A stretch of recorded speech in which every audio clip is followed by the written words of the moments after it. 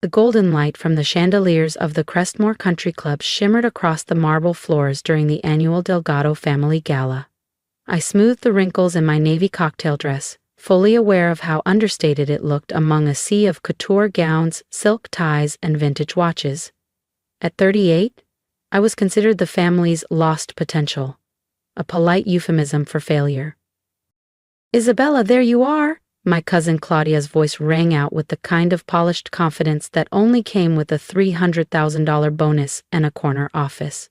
She floated toward me in a fitted emerald dress, a recent promotion to senior executive at Delgado Global Solutions, practically radiating off her. "We were just going over everyone's highlights from the year," she chirped, looping her arm through mine. I forced a smile, resisting the urge to check my phone. An urgent message about tomorrow morning's $1.4 billion acquisition was waiting, one that Claudia had signed off on, nervously, several times in the past month.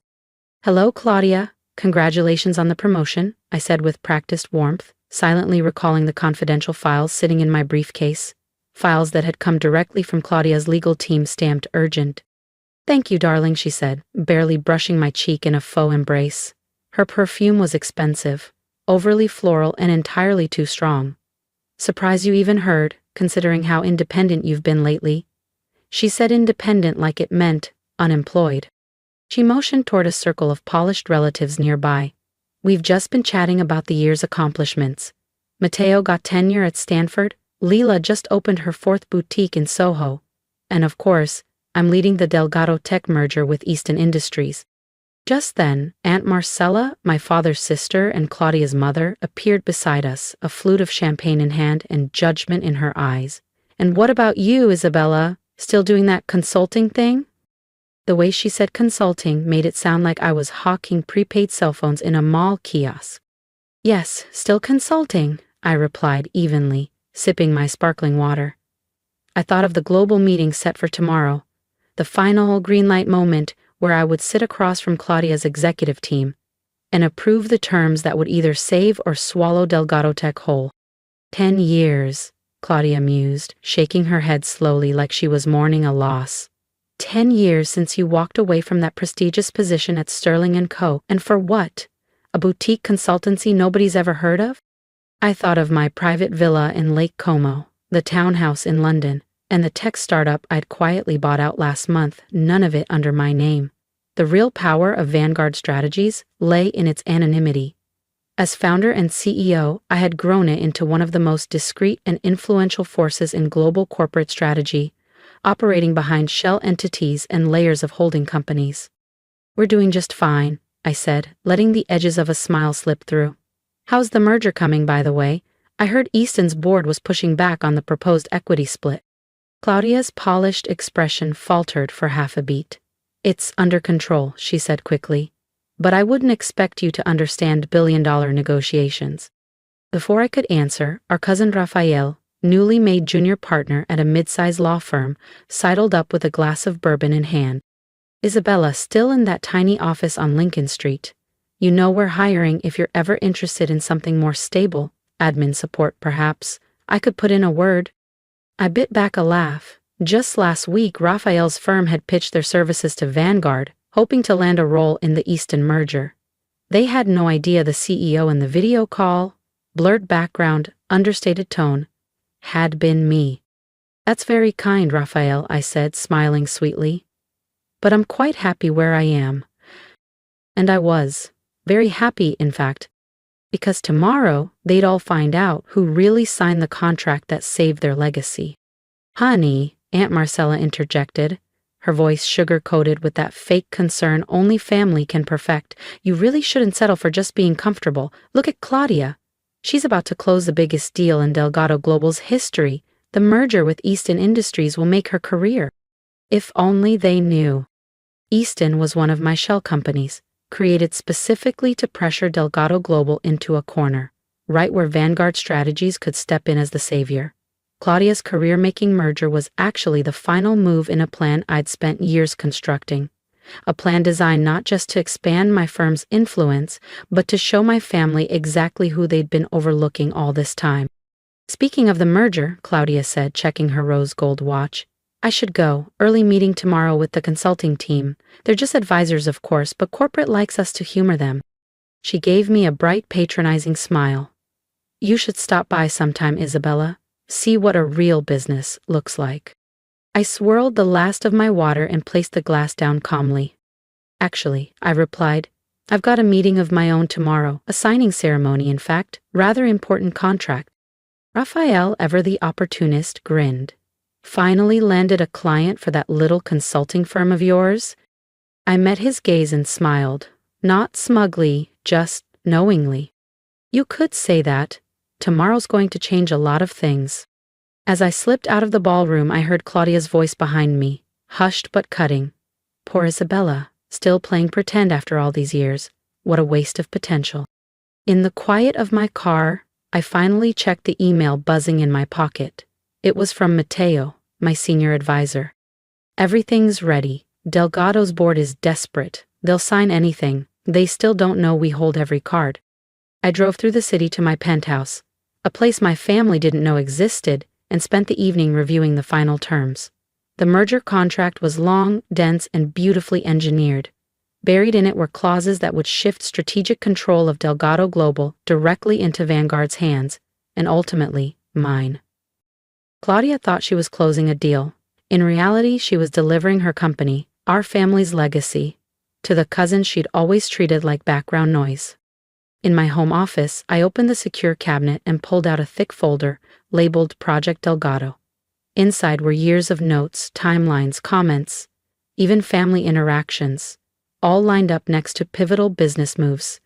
Every smug remark, every time they called me ambitious in a cute way, every backhanded compliment was part of the data that brought us here. I picked up my phone. Sarah, I said to my assistant, make sure the penthouse conference room is prepped for 9 a.m. Also, let's have the photographer ready. I want every second of tomorrow documented.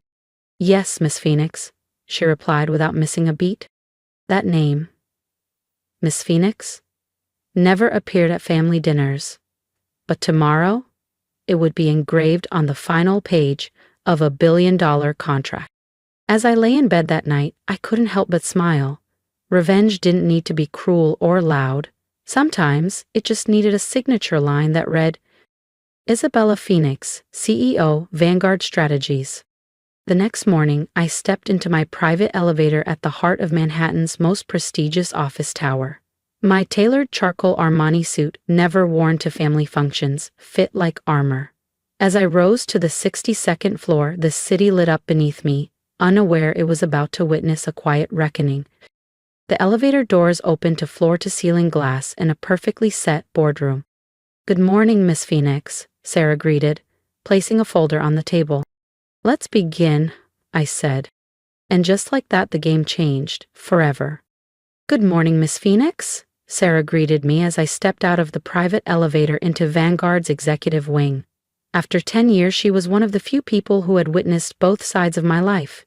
Isabella Delgado, the family failure, and Isabella Phoenix, the woman behind one of the most powerful consulting firms on the planet. The Delgado Global team is in the main conference room, Sarah added, walking alongside me. Your cousin Claudia is vocal about the delay. I glanced at my reflection in the brushed steel walls. Gone was the quietly dressed Isabella from last night's family gala. Today, I wore a tailored suit in deep charcoal, sharp lines, and quiet confidence. Today, I was Isabella Phoenix. How long have they been waiting? I asked, already knowing the answer. 20 minutes, Sarah said with a glint of mischief. Miss Delgado has mentioned her critical executive schedule approximately a dozen times. Well then, I adjusted my jacket. Let's not keep them waiting any longer. The main conference room was a glass and marble monument to power. The sweeping views of Midtown Manhattan framed the room like a painting. Claudia stood at the far end, mid-rand, her tone sharp with entitlement. It's completely unacceptable, she snapped. I don't care who this consultant is. This level of unprofessionalism is inexcusable. Raphael sat nearby, looking vaguely uncomfortable, probably unsure why he was there at all. My uncle Alejandro, Claudia's father, and the CEO of Delgado Global, was seated at the center of the table with two board members beside him. Finally, Claudia snapped as the doors opened. "Do you have any idea who I—" She stopped mid-sentence when she saw me. Her expression shifted in rapid succession: outrage, confusion, disbelief. "Isabella!" Raphael stood so fast he knocked over his water glass. "What are you doing here? This is a private board meeting." I walked to the head of the table with quiet, steady confidence, setting my briefcase down with a crisp click. The silence was sudden and heavy. "Good morning," I said, pressing a button on the panel. The room's screens descended from the ceiling, displaying the Vanguard Strategies insignia. "Apologies for the delay. Let's begin the meeting regarding the Delgado Easton merger." My uncle finally found his voice. "Isabella, this is not appropriate. We're here to meet with A.M. Phoenix. Where is she?" "I am," I said, opening my folder. "Isabella M. Phoenix, founder and CEO of Vanguard Strategies, and as of this morning, the majority shareholder of Easton Industries." Dead silence. Claudia's face drained of all color. Her expensive dress suddenly looked like a child playing grown-up. Raphael rifled through the documents Sarah was now handing out, scanning with rising panic. This has to be a mistake," Claudia stammered. "You're just a small-time consultant. You work out of a closet downtown." I smiled. "That's one of our satellite offices. For boutique clients. Vanguard operates in 47 countries. We own this building, and as of today, through Easton's acquisition and the leveraged consolidation of Delgado Global's outstanding debt." I clicked to the next slide. "We hold a controlling interest in your company." My presentation unfolded with precision. A 10-year roadmap, confidential transactions, restructuring models, and shell corporations, all strategically aligned under Vanguard's direction. Every chart was another truth my family had never seen coming. "When I left Sterling & Co., you all thought I was running away," I said, looking directly at my uncle. "But even then, I had contracts with 3 multinational firms. While you mocked my ambition, I built a global empire." Alejandro stared at the charts, stunned. "Easton is your company?"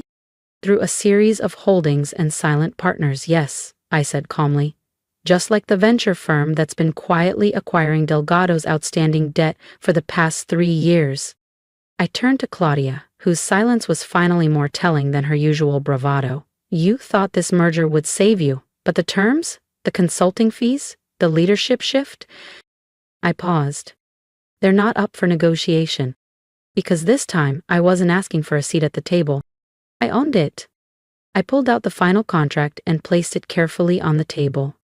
"Vanguard Strategies will assume full operational control of Delgado Global," I said, my voice calm and firm.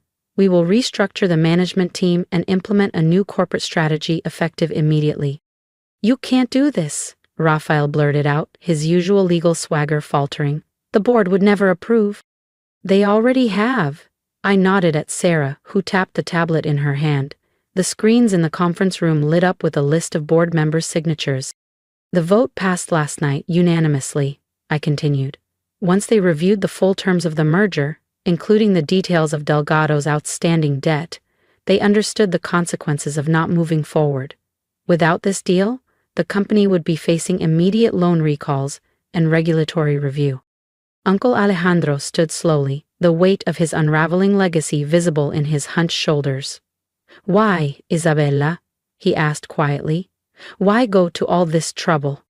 I stepped away from the head of the table and walked slowly around it, looking each person in the eye.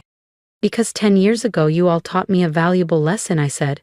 "You taught me that in our world, perception matters more than truth, that titles matter more than talent, that a polished name and designer suit earn more respect than quiet hard work." I paused beside Claudia, who still wouldn't meet my eyes. "Last night, cousin, what did you call me?" I asked. "A nobody? After all these years?"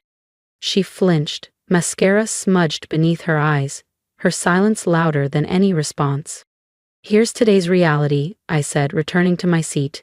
"Delgado Global is now a subsidiary of Vanguard Strategies." I clicked to the next slide. "Claudia, your position as Executive Vice President is being eliminated effective immediately. Raphael, your firm's legal services will no longer be retained." I turned to Uncle Alejandro. And you, I said with no malice, only resolution, will be announcing your retirement this afternoon. The next hour unfolded in a haze of silence, signatures, and disbelief. Executives filed out one by one, defeated, with folders in hand and questions they couldn't bring themselves to ask. When only Claudia remained, I called out to her one last time. Next family reunion, I said. Remember, success doesn't always wear Chanel. After they left, I stood by the floor-to-ceiling windows overlooking the city. Sarah walked over, handing me a warm coffee. Was it worth it? She asked softly. All these years of keeping your success hidden? I thought about the dismissive remarks, the endless patronizing offers to help me find a real job. Then I thought about the empire I'd built from scratch, the thousands of employees across continents, and the influence I could now wield for good. It was never about revenge, I said. It was about showing that there's more than one way to win, that you don't have to fit into their mold to matter. Over the next year, Delgado Global transformed under Vanguard's direction. We appointed leadership based on merit, not bloodlines. Claudia eventually found a mid-level operations role at a private firm. Hopefully she gained something her resume never taught her: humility. Raphael's firm struggled after losing both Delgado and Vanguard as clients. And the family dynamics? Those shifted too. The next reunion took place in a quieter venue, a garden, not a ballroom. There were fewer Rolexes, less posturing, and more honesty. Aunt Marcella even asked about my company, not with sarcasm this time, but with genuine interest, though she still winced every time someone mentioned Vanguard strategies. My father, who had silently watched all those years while his daughter was dismissed by his extended family, finally pulled me aside. I'm proud of what you've built, he said, hugging me. Not just the business, but how you handled it all. And he was right. Vanguard had become more than just a consulting firm. It had become a symbol for innovation, for ethical leadership, for transformation. In my office, I keep a small photo. It's from that first meeting, the moment Claudia realized who I was. Not because I delight in her shock, but because it reminds me, true success isn't about proving someone wrong. It's about building something lasting. They mocked the little consulting firm for a decade, called me naive, a dreamer. That firm just acquired its 100th company last week. But that's a story for another family reunion. If my story resonated with you, don't scroll past, talk to me. I wasn't supposed to succeed, not by the standards of my family or the world I was raised in. They told me I was wasting my potential, mocked my little consulting firm, and tried to wrap my worth in job titles and designer labels, but I kept building anyway, quietly, relentlessly, and now, here we are. If you've ever been underestimated, overlooked, or told your dreams were too small or too unrealistic, drop a comment, tell me where you're building from, share your story. Let's create a space where ambition is celebrated, not silenced. Your voice matters, even if they can't hear it yet. Trust me, sometimes the quietest person in the room is the one changing the world behind the scenes. Here's the advice I wish someone had told me. You don't need loud validation to make your work meaningful. You don't need to be seen to be powerful. Let them underestimate you. Let them talk. And then build anyway. Build something so strong, so smart, so unshakable that by the time they recognize your brilliance, you're already 10 steps ahead. Success doesn't have to look how they expect. It just has to be yours, on your terms.